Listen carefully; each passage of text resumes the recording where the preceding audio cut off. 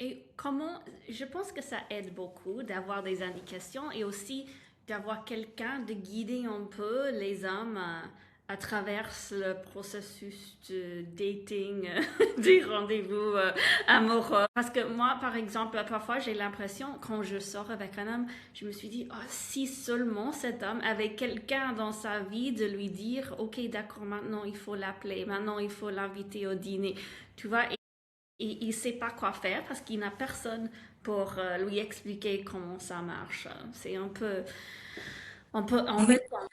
Par exemple, oui, maintenant j'ai commencé, j'ai fait quelques rendez-vous avec un homme et maintenant c'est mercredi. Je ne sais même pas si on va dîner ou quoi que ce soit ce week-end et je pense peut-être il va m'appeler. La semaine dernière, il m'a appelé samedi en disant je serai là dans une heure, mais non. J'ai dit mais non. C'est un peu embêtant, mais en même temps, je veux pas être la personne qui dit est-ce qu'on va manger ce week-end. C'est compliqué. Ok, non, mais j'ai une question vraiment. Comment est-ce qu'on trouve ces hommes? Si, par exemple, pour moi, si je veux trouver un homme comme ça, qui prend l'initiative, qui est gentil, où est-ce que ces hommes, qu'est-ce qu'ils font? Est-ce qu'ils vont au gym? Ils jouent au tennis? Quelle est la meilleure méthode de trouver un homme comme ça? mhm. Oui.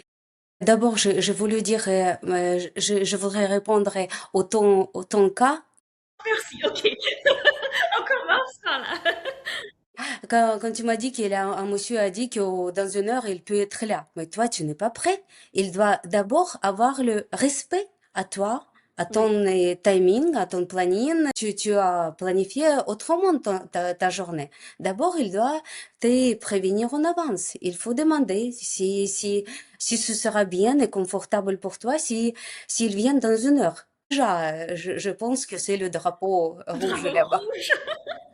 Bon, c'était pas aussi mauvais. C'était un peu compliqué parce que lui, en fait, il est médecin et nous sommes sortis ensemble. Lui, il est un peu plus petit que normal pour moi, mais je me suis dit, c'est bien, c'est quelqu'un gentil, il a payé pour tout. Quand nous sommes rentrés, on avait un projet pour se voir ce week-end et il a dit, ah tiens, je suis médecin, ce week-end, je veux pas. J'ai dit, je l'oublie. Une semaine plus tard, il me dit, et parce que mon dernière relation, c'était très dur et je ne suis pas sûre si je veux que mariage ou pas. Et je dis, ben, c'est pas grave, je t'ai rencontré une fois, je ne sais pas non plus si je veux le mariage avec toi. Donc, et donc on a sorti, on s'est promené ensemble, c'était très bien. Mais en fait, il m'a envoyé en disant, ah oui, est-ce que tu veux qu'on se voit? Et j'ai dit, ah oui, c'est bien. Il a dit, ah, dans une heure, je dis, pas dans une heure. Les hommes, ils comprennent pas, ça prend au moins 2 heures. Et donc, j'ai dit, ok, demain, oui, c'est bon. Mais maintenant, c'est juste un peu frustrant parce que, tu vois, j'ai envie qu'il m'appelle ou il m'envoie un texte ou quelque chose comme ça. Mais je sais qu'il est le genre de personne qui va le faire à la dernière minute. Mais en même temps, j'ai envie de le voir. Mais peut-être c'est mieux que je l'oublie. Mais en même temps, j'ai l'impression que je rencontre que des hommes comme ça qui... je suis pas très claire dans mes pensées. Qu'est-ce que je fais? Tu sais, oui, j'ai les réponses. Euh, Partiellement les réponses. Dans les agences matrimoniales, comme d'habitude, là-bas, le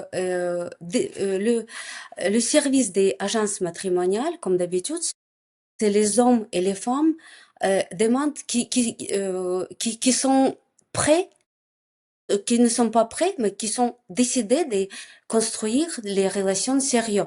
Et eux, ils font appel au mon service, au service de mes collègues, parce que ils savent que il y a quelque chose manque dans leur comportement, vision du monde.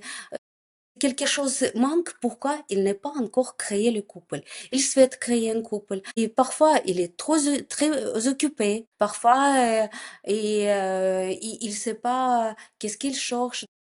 Oui, pour ces raisons, il y a le matchmaker qui doit découvrir qu'est-ce qu'il y a, qu'est-ce qui se manque là-bas. Parfois, il y a le très, très petites choses, comme j'ai toujours dit, vraiment, petites choses qui peut changer tout, qui peut changer leur vie.